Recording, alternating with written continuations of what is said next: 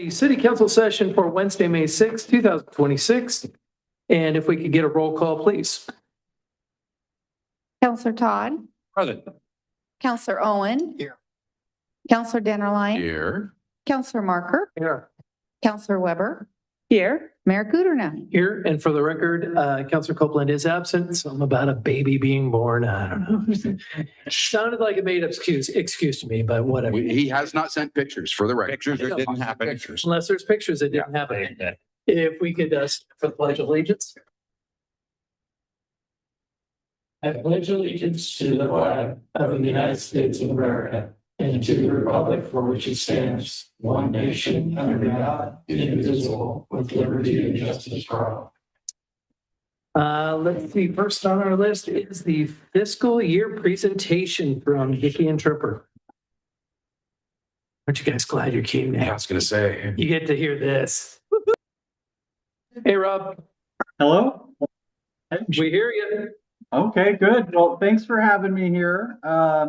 So I think we've got another step in the right direction. As you know, the city's been behind on its audits, and we are, on an accelerated plan working with the city staff, your consultant with Marina and Company and our office to try to get things caught up. This is, we're trying to finish 2 audits a year until we get things caught up. And so this is the follow up to the one that happened in October. So far we're on track and things are moving forward. As you'll see in some of the reports that you have there, we still have a number of areas that we have some material weaknesses and significant deficiencies that were reported. But really, most of those you're going to see as pretty similar to last year's audit. We really can't go backwards in time to correct these things. So things are improving as they're going forward, and there's new processes and procedures that have been implemented that we're probably not going to see the major effect of that until we get at least into the some of the FY24 and FY25 audits. So we do see some positive traction going forward and progress on getting things caught up. So pretty happy to say that. You have, of course, the financial statements. I know you haven't had a lot of time to go through those. And then also that we issued 2 letters to both the city and Urban Renewal Agency. And just to touch some of the high points on the city's letters. We have one letter that is dated April 30th to the Honorable Mayor and members of the City Council of the City of Fairview, Oregon. And this is kind of what we call the wrap-up letter. It's required communication to those charged with governance. And as we go through here, there's just a few areas that we want to point out that make sure that you're aware of. One is in every audit, that management is ultimately responsible for selection and use of appropriate accounting policies. Our job is to give an opinion on whether the financial statements are stated materially correct. And that's the opinion you're going for. And so we're happy to report that we issued a clean audit opinion that the various opinion units are stated materially correct. In this current fiscal year, which is the June 30th, 2023 audit, there was one new accounting standard that was required to be implemented, and it is on a new way that governments are accounting for subscription-based information technology arrangements. For FY23, there really weren't a lot of agreements that fell under this standard. So although it was implemented, it didn't have a significant effect on the city's financial statements. Also, any financial statement is going to have a lot of estimates in there.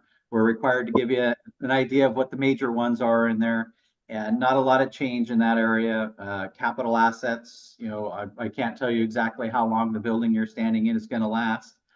So we capitalize the original costs and write them off over the estimated useful life. Allowance for doubtful accounts is also a major estimate that's in your financial statements. And then the 2 big ones is other post-employment benefits, which is kind of a long-term liability as it's related to mainly health insurance type items.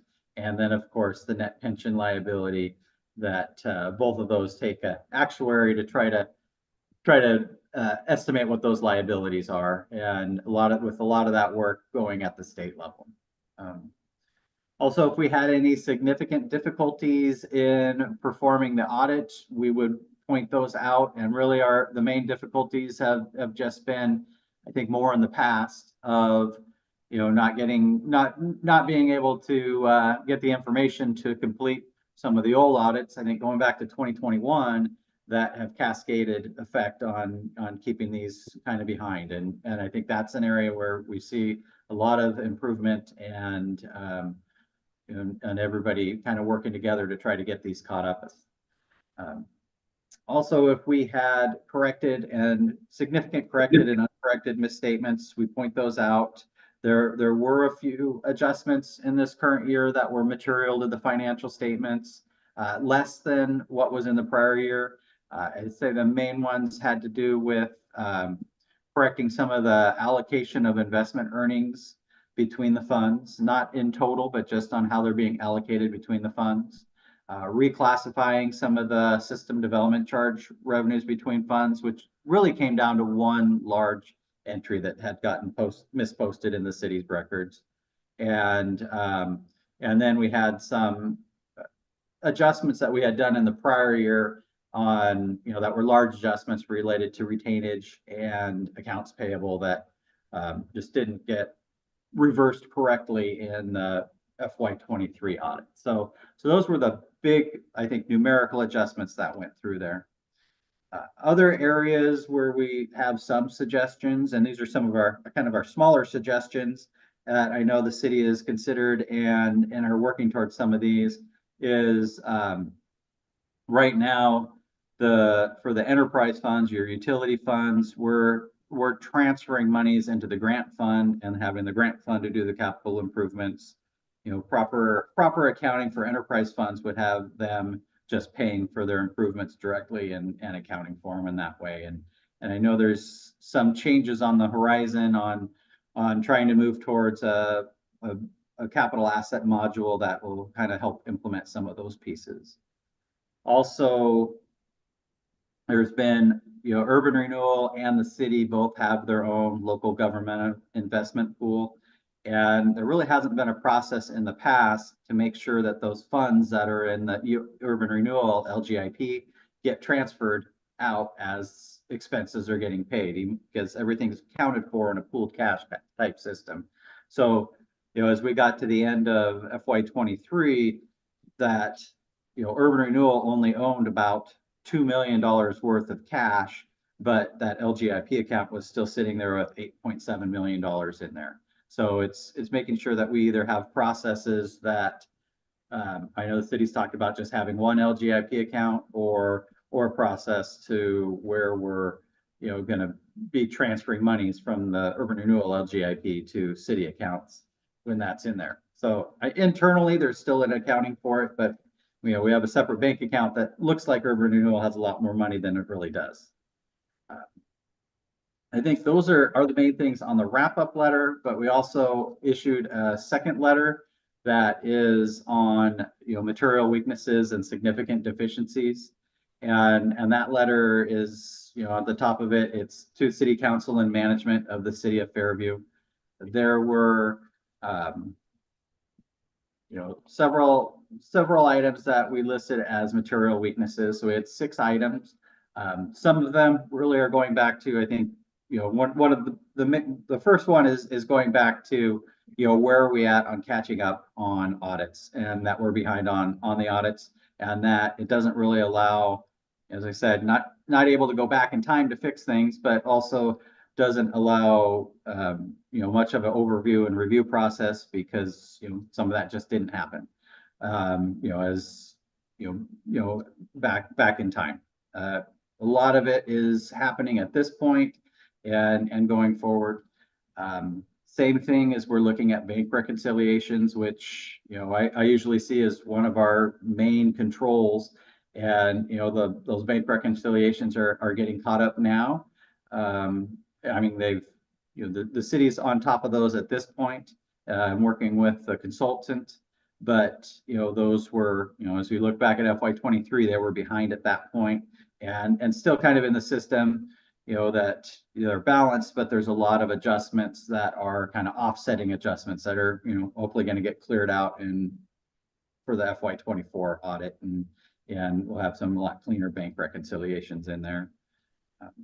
I mentioned already that we had some large adjustments related to clearing out some of last year's retainage and accounts payable adjustments because they were material to the financial statements that, automatically puts them as a material weakness, just kind of by definition. I think that has been fixed at this point, and, we don't have as many large projects that those are really going to affect as what they did rolling out of the FY 22 year. So I'm not expecting that to be a repeat in next year's finding.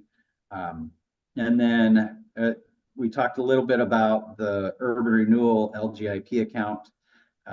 That caused kind of an issue internally on how we're allocating investment earnings, in that, for the city's accounts, they usually allocate investment earnings to each of the funds based off of, the average, monthly invested amount of each fund.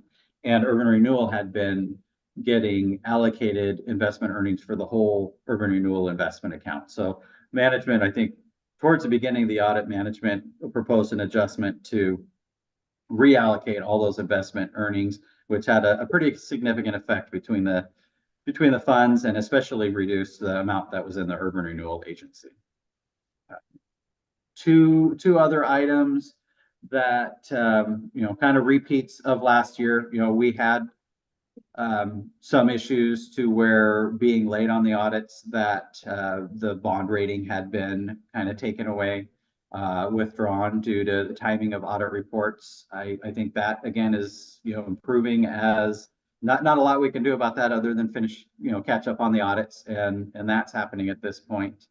And then we also had, some issues of the building department module and financial reporting module kind of being on two different versions. And so there's a lot of manual adjustments needed to kind of report the same information for financial reporting as we're reporting for, the building department.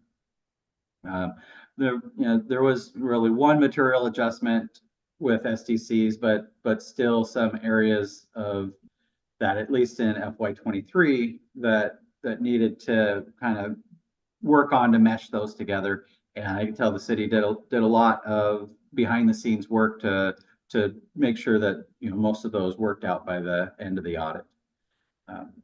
And then, two other items, as we're looking at capital assets. Right now, they're being tracked all in Excel schedules and really manual reconciliation process. Right now, management and your consultants are working to put that into a fixed asset module and hopefully streamline that, and has added to other processes, different inventories and different pieces to make that a little bit better. And, I'd say we're hoping for, improvement on that as we roll into FY 24, and, everybody's, I think, working towards that goal. And then just in general, as we're looking at where your control processes were at that point in time, that, we still had, a lot less controls that were working, when the city was closed, and all sorts of fun as that went through. So, but, I think all of these pieces, there's plans, and the city's working towards bringing those forward. And so I think that's really the big takeaway is that we're continuing to go forward and refine things. And, your two consultants, your consultants, which Emily and Rochelle have been kind of the main drivers, at least working with us, along with your staff, have been, kind of pushing forward on getting things caught up. Right now, there's a plan. I believe we're, as we finish this one up, we're going to start planning the next audit, the the FY24 audit and plans on doing a lot of the field work and other pieces in June of this year. So keeping up on that accelerated schedule. Really, as kind of the city's audit goes, those are really the main items. And as we look at urban renewal, a lot of those just kind of relate to both the city and urban renewal. That since their systems are so kind of meshed together. And right now, I just see me on here, so I'm hoping you're still there. We are. Okay. I'm actually off on vacation somewhere, so my Wi-Fi is kind of in the middle range right now. So sorry if I have some lag time going on in there. That's okay. Okay. I think really that's the main items that I wanted to touch upon. With really the big emphasis is, I think things are moving forward, and there's it's still a long tunnel, but there is some light at the end of the tunnel as to getting things caught up. I don't know if you had any questions or areas of concern that you wanted to talk about a little bit more. Okay, does anybody on council have any questions as far as what has been presented this evening? No? See, between this and your letters, I would say it's pretty clear as where things are at. Thank you very much. We appreciate your efforts. Anything from staff? Mayor, I just want to mention all those things that our auditors Rob spoke about and has been working on fixing. Okay, excellent. Thanks. I think that's it from us. Thank you very much. All right. Thanks for having me. Enjoy your vacation. Right. And he's gone. No, I'm still here. Not take long. Want to be here. Okay, next we have Mount Hood Community College update. You were sitting right up front. You're all ready. I love it. You guys can disappear like you did. Oh, yeah. Well, good evening, and thank you again for giving us the opportunity to share with you what's happening at the college. I'm Lisa Scari, president, and I'm joined tonight by one of my board members. Good evening, folks. My name is Will Miller. I am a Board of Education member for Zone 2. So we're really pleased to share this update, both kind of what we've been working on, the impact we're having, and more importantly, what we're looking to into the future. And I just want to acknowledge and thank the partnership we have with the City of Fairview and how much it's meant to us as an institution. Briefly, just a reminder, Mount Hood has been in this region serving higher ed needs for 60 years. We opened our first class in 1966 and 2 years later awarded our first degrees. We serve a large geographic area covering 3 counties, 3 campuses, and we have over 1,200 employees that serve our students. Last year alone, we awarded, 1,500 degrees and certificates, and doing that while keeping tuition affordable at $124 per credit. We also have an amazing foundation that raises funds to help us protect access and affordability. And this year they are on target to award $1 million. So it's a lot of students we'd be able to provide access to. Mount Hood is designed to take students from where they are and take them to where they want to be. That includes a realm of opportunities, everything from dual credit in the high schools, our 100 CTE programs, transfer programs, also non-credit options like apprenticeship, business training, our Head Start program. And we're proud to offer the only Oregon Community College applied baccalaureate degree in cybersecurity. And we will be graduating our first class this spring, so we're excited for that. And I just want to add that this breadth is intentional. We realize to serve our community, we have to offer multiple things for all of our residents and support students in their higher ed career. Now, I want to pause because last time we were here, we were asking for support, and I just want to thank both the city council and members of the council and staff who've been incredibly supportive in helping us pass our bond. It was 50 years in the making, and we did it. So thank you so, so much. The vote was a powerful statement to us about the community's trust in us, and we take that responsibility very seriously. Mount Hood is the only educational institution in Oregon to receive the Government Financial Officers Association Triple Crown Award for stewardship and transparency of taxpayer dollars. And we also have a significant economic impact on the community. I think it was $423 million annually, and that's both our expenditures, but also the earnings of our graduates. Our students, we served over 18,000 last year. They tell an important story. 75% of our students are part-time and 65% of our students are first in their family to go to college. 2/3 live in our district and over 40% are students of color. And this is why partnerships are so important to us, because at Mount Hood, we're often the first step into higher education for many of these students. And it's our mission and it's what's important to us. And we're happy to be there for those 18,000. I always like to show this slide to show also a lot of times people think higher ed is just about college and don't understand the connection to our school districts. And so here's just a look at our partnership with Reynolds School District. And you'll see the approximate number of students, over 100 that are getting dual credit through us. This means they're getting their high school class, college credit, tuition free, and at the end of the year, they get a college transcript from Mount Hood. And so the economic opportunity is significant.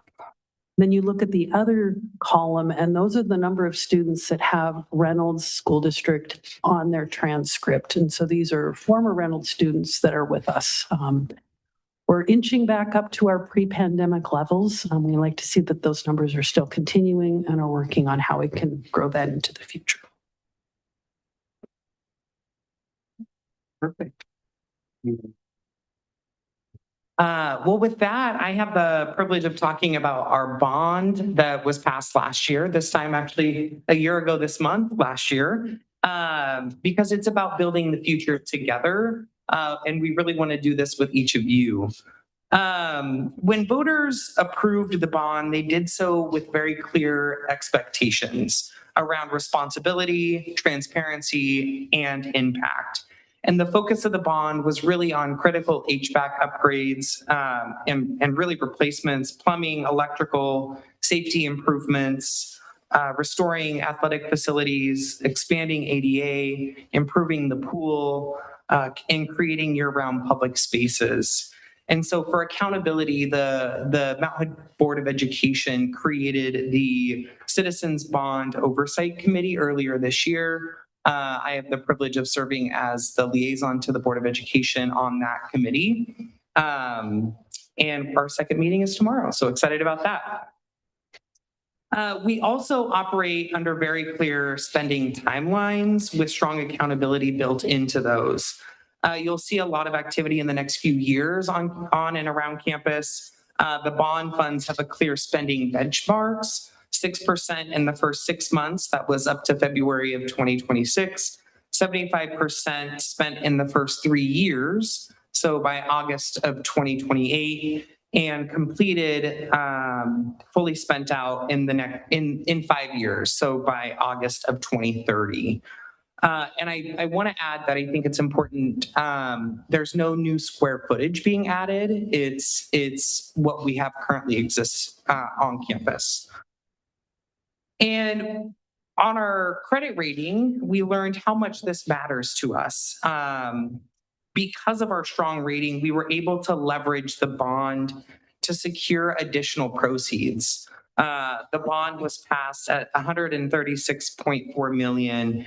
And with the additional proceeds, we secured $10.9 million, bringing that up to $155,300,000 that we can spend on investments for this incredible community partnership. To date, we've already been delivering results for the community, for those on campus. Major projects are underway or are already completed, like the aquatics retractable dome, parking lot repavements, ADA improvements, and building, roofing, and siding. So really excited about what's happening on campus. Over the next 90 days, our focus is on continued paving, onboarding architectural and engineering partners, and setting design standards, engaging subject matter experts to ensure we're building not only wisely, but we're building well. And so you all might be wondering, Will, why does this matter to me? And what does this mean for you? This is an investment that leads to real outcomes for the folks that we're serving. It's improved instructional facilities supporting high demand fields, stronger partnerships, clearer pathways, and more attractive campus for students and those in our community. It also means improved community spaces for year-round aquatics access, a resurfaced track, and more options for public spaces and events. This is really about serving students and serving the broader Mount Hood community. There's a way you all can keep updated and in tune with what's happening around the bond, mhcc.edu/bond. It's a website that tracks our projects and our progress toward the goals. And on the site, there's also a way to join the mailing list to stay updated. So really exciting things happening on campus, and thanks to the partnership with each of you. So thank you. And I'll turn it back to Lisa to take us home. Thank you. So big news, next year is our 60th anniversary. We're turning 60. It's amazing to think it's been that long. I love this photo. I don't know if any of you know, Barney is our mascot, Barney the St. Bernard. And here's a couple images of the Barneys over the kind of past decades. And it's just been fun to start looking through some of the old photos and look at what the college has done. We have a great little video of a tricycle jump into our pond. You don't still do that? That would affect the Yeah, bond something rate. about liability that, anyway. But we're really looking towards the anniversary, not just as a milestone, but also an opportunity to build the future and to do that intentionally with our community. We're going to take the time to highlight student success, what we've done over the last 60 years, talk about our partnerships, both what we've accomplished, but also what we might think about into the future. And then really just expand more awareness of how we're building those pathways from college to career. We'll be kicking this off in the fall. Our campus starts up fall term mid-September, and then we have events planned throughout the entire year. So you'll be getting invites. I hope you're able to join us for one or two. And then we'll conclude with our commencement ceremony in June of 2027. And like I said, this is about figuring out how we talk about not only the impact of Mount Hood, but also how we've grown the impact on the community. And so we're going to be looking for stories, listening to you and others about if you've grown up in this community or grown up with the college, what has your experience been? And how can we kind of highlight and celebrate that? And because I always have an ask, part of this is we are collecting photos, old and new. So if anyone has any old photos, if they were a student or on campus or even events, maybe the old jazz festival, if you're willing to send those to us, we'd love it. Here's an address you can send it to, or if you have particular memories or story ideas that we could follow up on. But we're trying to really celebrate how the college and the community have grown together. So with that, thank you so much, and we're happy to answer any questions you have. Counselor Todd. First, congratulations on the bond. It was a long time coming, and I'm really happy for the community. I'm a former employee. I spent 6 months in between jobs, working there at one point, and my father is a retired department head at Mount Hood. So I have a connection going back. My question is, with the extremely concerning budget that came out of Reynolds School District, has the college thought about, or plans to talk about encouraging and increasing that connection to maybe bridge some of that with those connections as you try to build back up to the pre-pandemic? Because it seems like you have the resources, and that's something you do. And the school district is cutting things, and a lot of the things that they're cutting are the things that you provide. And so I guess that's the question. Prior to, I would say 3 months ago, we were talking with the district to figure out how we can better align, especially our CTE programs.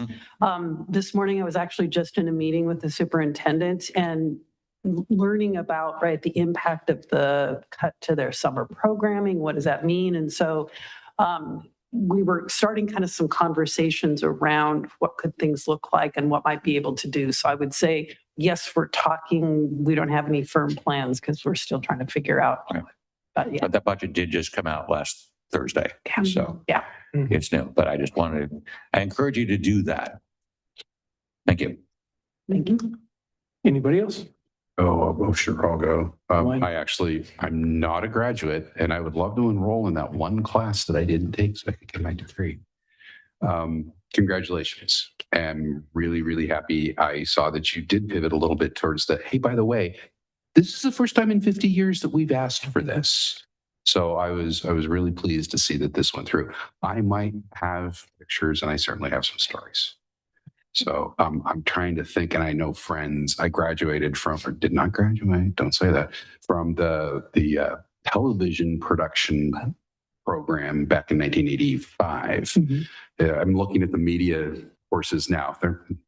Some are same, some are different. Anyway, but I certainly had some friends that were in school with me at the same time, and I know that we have some pictures and we have some stuff. So I will have to hit them up. But congratulations, keep the good work up. I agree with Councilor Todd. Anything that you can integrate, and I know that you had some classes with Corbett as well. Yeah. So keep up the good work. And if you've ever taken a class at the college, you are an alumni. Council Weber. Yeah, I too want to congratulate you on the bond. I'm really proud of all the work that you did. I'm also really proud of our community for seeing the need and voting for this and understanding how important this is. I too, and I am an alumni. I did not graduate, but I already had an associate's degree. But what Mount Hood College did for me, two things. Number one, it got my prerequisites done and set me on a path to get my bachelor's. And then I went on and got my master's.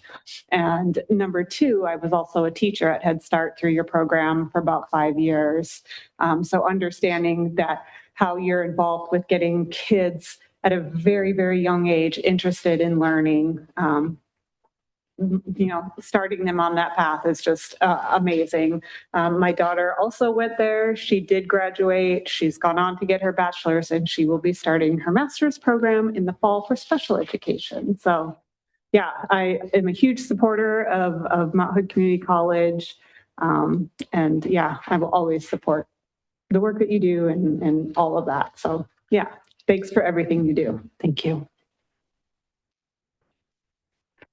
Well, thank you very much. Me personally, I know the Mount Hood Community College has always been a part of my life growing up, playing high school sports. We had a number of district meets, district events out here. So if we were, or we played Reynolds or Columbia that had to play football here at your stadium.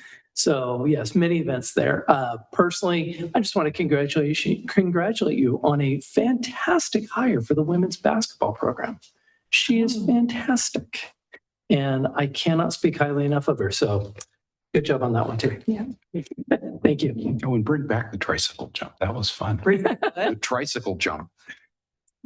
We actually, we videotaped and edited some of that. I was there when it was happening and it was, I'm sensing a no. yeah, liability Just gonna insurance, who get that on cares? Sensing a no. All right, next item is proclamation for city, for Public Works Week. Whereas Public Works professionals focus on infrastructure, facilities, emergency management and services that are vital importance to the sustainable and resilient communities and public health, high quality of life, and well-being of people of the city of Fairview. And whereas the support and understanding and informed citizenry is vital to the efficient operation of public work systems and programs such as water, sewer, streets, planning, and building. And whereas infrastructure, facilities, and services could not be provided without the dedicated efforts of public works professionals. And whereas the health and safety and comfort of this community greatly depends on these facilities and services.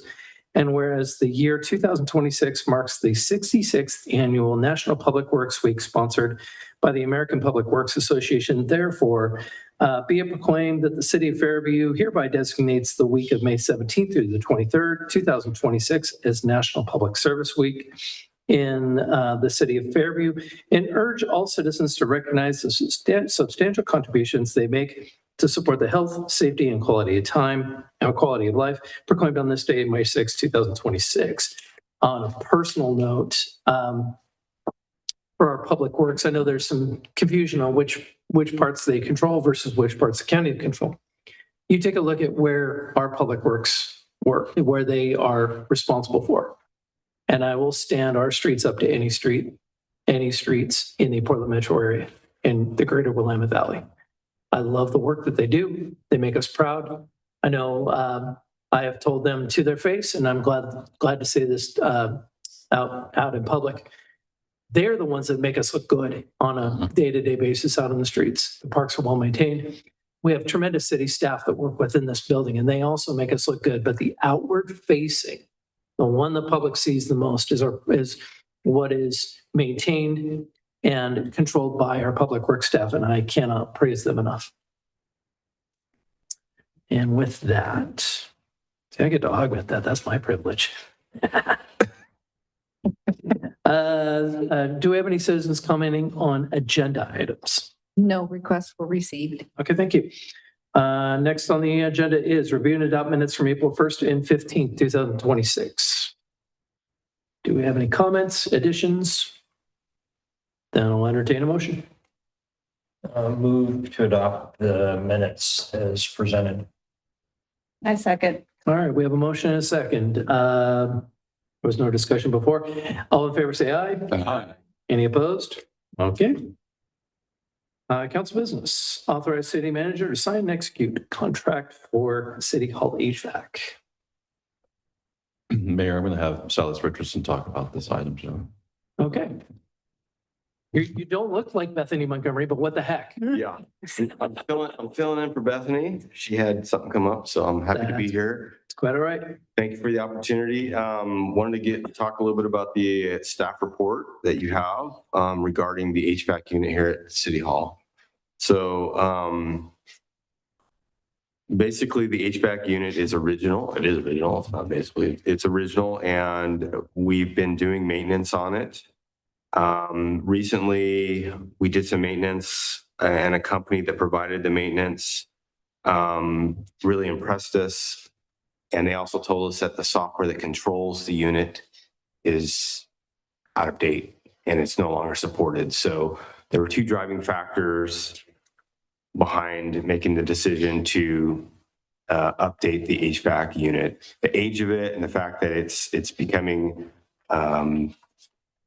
more burdensome for maintenance and cost for maintenance. And also the fact that through working with this company, they gave us a bid that was a lot better than the previous quote that we got about a year ago. So I believe it was, let's see here. It was about the original bid that we got came in at around $700,000. And the most recent bid that we got, well, we went through a formal process and 9 contractors came in, did a mandatory walkthrough. 2 contractors submitted the bid package. packets, and the best was Hunter Davison at $263,950. So it's within our budget that we had earmarked. We have $302,000 ready and available to do the work. So we'd like to do the work. That includes the new HVAC units, some work to the roof, as well as software to control the new HVAC. So, and the benefits of that is you're going to have better temperature control throughout the entire building.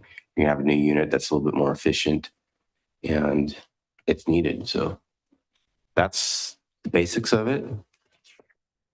Any questions? No more vibrating of the roof whenever. That's another issue that has been happening. Yes, vibration has always been going on, and the center part of the office building is basically not usable. So that will be eliminated as well. Yes, thank you, Max. Excellent. Thank you. Any questions? Sounds good. Seems, wow, we have the money. They came under budget. Yeah. Let me think for a second. And Thank you. potential savings. Oh, thank you very much. So any discussion from council on the topic? Sounds good. Sounds Yeah. due diligence. Yeah. Saves us money in the long run, fixes the thing that needs to be fixed. Fix is something I've been wanting fixed for at least 7 years. Okay. So yeah. Excellent. Well, we do have a resolution on the table. I'll entertain a motion. Motion to approve resolution 17-2026. Second. Okay, we have a motion and a second discussion. Any further comments, questions? Okay, all in favor, say aye. Aye. Any opposed? We get a new HVAC Yeah. and some roof fixes. And software.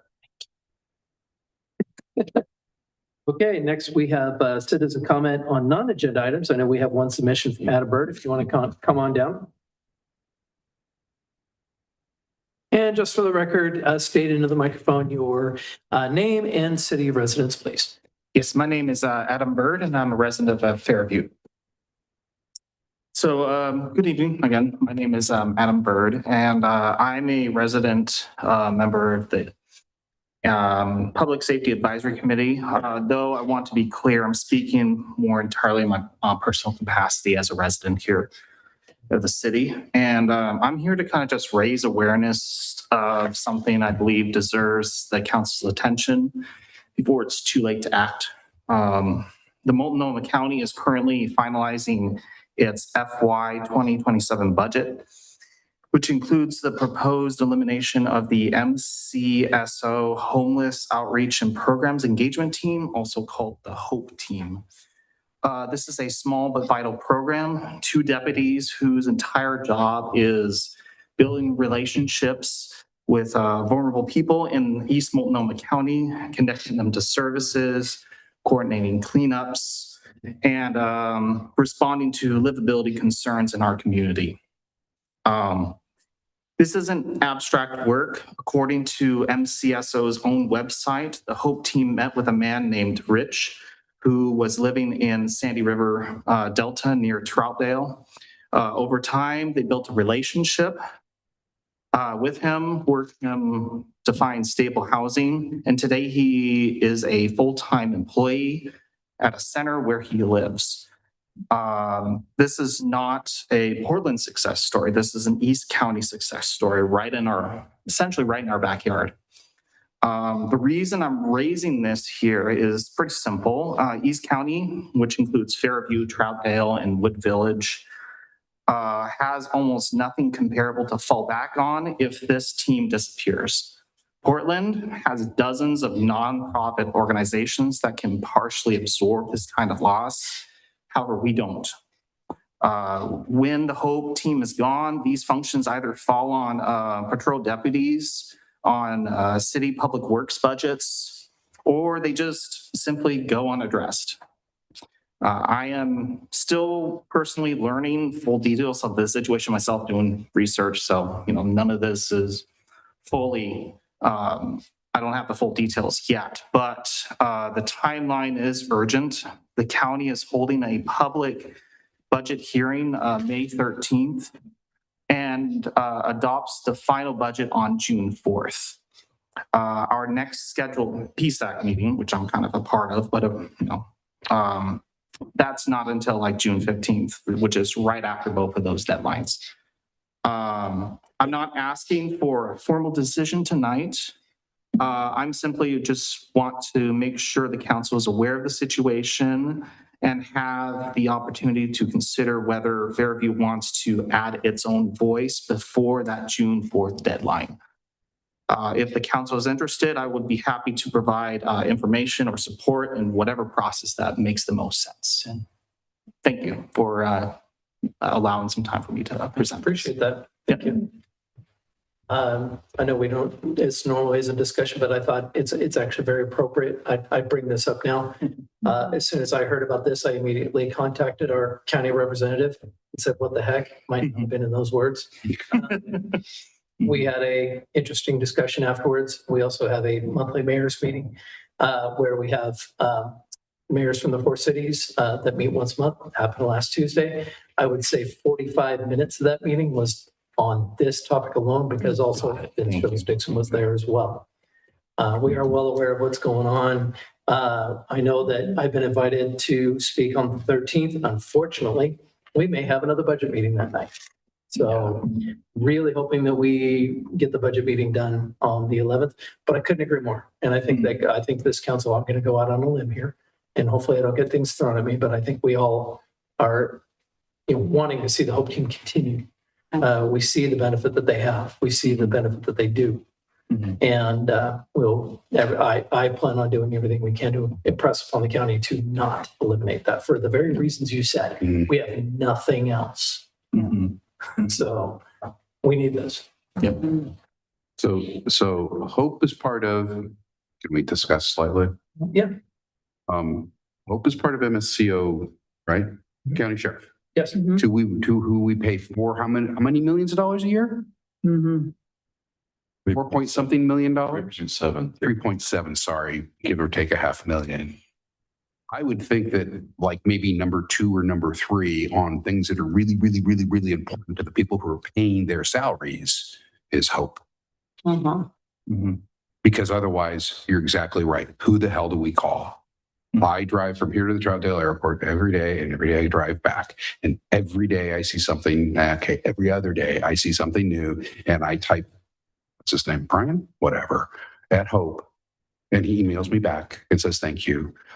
The funny thing, it's not funny, it's ironic, is the number of people who actually don't know that you email Hope when you see something and they respond. They do something, they make contact.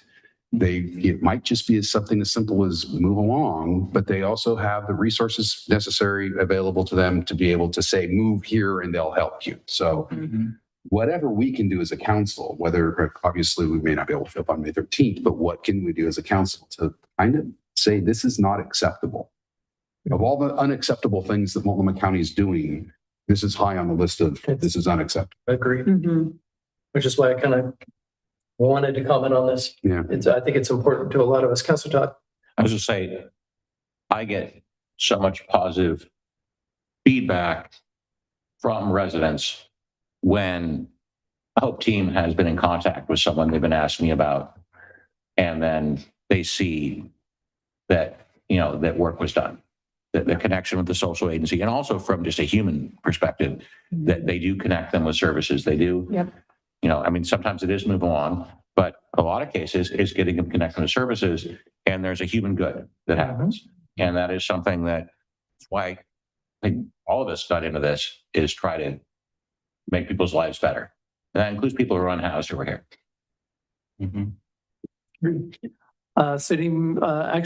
Hold on for a second. Councilor Marker. I'd like to say that Councilor Weber and myself both have been not only on public safety, but we've been council liaison for public safety. And ever since I've been involved with public safety, I've had a member of the Hope Team's telephone number on my phone. It's not going to be clear on whether they take away the Hope Team and he doesn't pick it up. But the one thing that I can tell you for sure, the Hope Team is the first thing the Multnomah County Sheriff's Office decides to cut. And it has always been that way. And until it gets fixed, it's going to continue to be that way, unfortunately. City Manager George, did you have something? I have a couple of things, Mayor, if I may. No problem. I just want to provide a little more context too, a little more background. So Sarah Sullivan, our community development director who oversees our code enforcement, she and I had the opportunity to sit down with our chief of police and with the Hope Team and talk about, we spent about an hour, I think, going over everything they do. And they don't just make contact, they actually go around and patrol all the areas that they're aware of. They take care of all those things and they're always out there working. And they were able to literally, I think they quoted maybe around 97% of the problems that before they become an issue, they're able to avert it, take care of it. So the way it would work in the future, if the Hope Team goes away, which is proposed to go away, is that would fall upon a deputy, patrol deputy. And the only time our deputy comes is when they respond. They're not proactive in this. I mean, they're patrolling, but they're not proactive in taking care of these issues. So they just come if we call them. So if we see an issue and we call them, they show up, they try to address it. And the Hope Team is very specific in saying that they are not necessarily trained. It's a very specific training it takes. Yep. And of course, the two deputies they're working right now, they'll probably be in there somewhere. They might respond, but highly unlikely, more likely to be somebody else who doesn't have the training, doesn't have the help. And also just a little, I'm sure you maybe know this, maybe don't, but maybe for the public, the way it works is that the county approves the budget. The sheriff actually sets the prerogative of what what is how the money goes for the sheriff's department. So the county commissioners don't have administratively don't have the authority to direct. Now, whether they do or don't, I don't know. But as far as the actual authority, they approve a budget. Sheriff sets the priorities. So two things I wanted to say. Number one, I am meeting with the sheriff. I think it's next week. I think it's next. Anyway, it's coming up, and we'll be talking to her about our own problems and issues and budget and contracts and ideas. The other thing I wanted to ask the council, if we don't have the meeting, our budget meeting, we finish up on Monday and we actually have the opportunity on Wednesday to be open, I would like to go to the budget committee. And I would like, if the council's, this is kind of something I want to ask because, administratively, I can always talk to administrative people and talk to staff and I can talk to individual commissioners, but I'd like to get up before the board and if the council would like, I'd be happy to represent the city and talk about the Hope Team. And I also I want to talk about our roads and our county maintenance and in a positive light, in a professional manner, and just seek those types of assistance and work on those and let them know that those are priorities of the city. So that's something that administratively I think is kind of a political side. So I wanted to talk to council and see what your thoughts were of me possibly representing. I could always go as an individual and just state my name, but I would like to do that if we're able to go. We have a budget committee meeting, and council. I want to see the council's feelings on that. Yeah, this is all contingent upon our budget process. Unfortunately, it's really not, well, it's everybody's budget season, so I understand the timing. If it is available, does anybody on council have any issue with City Manager George attending that meeting? None whatsoever. I would encourage it if it's, if we're done with the budget, I would absolutely encourage it. It's not even, I don't have a problem. I would encourage it. I'd like to make a request if possible, Mr. Mayor. I would like to request that Nicole Morrissey O'Donnell come to one of our city council meetings so she can understand what our council feels about what the Multnomah County Sheriff's Office has been doing with the money that we turn around and give them every year. And I think it's very, very appropriate in my view.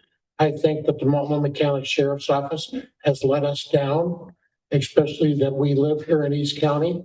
And the top cop has been in business for a while and she hasn't shown up here. And I really think it's a travesty. I can certainly request. Thank you. So Can you send the information about the meeting to us? Because if I will attend. I will. okay. I think that's it. We have nothing else on the agenda, no other requests. So I will entertain a motion to adjourn. Motion to adjourn. Second. All in favor, say aye. Any opposed? Not tonight. You're adjourned.